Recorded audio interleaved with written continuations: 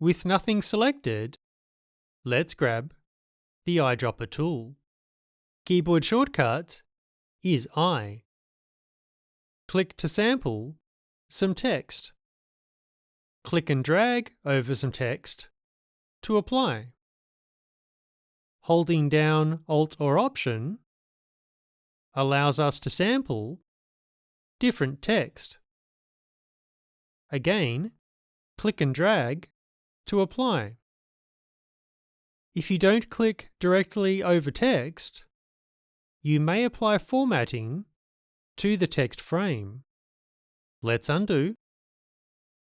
If you double-click on the Eyedropper tool, you can get extremely specific about what is and isn't sampled. I hope that helps. Catch you later.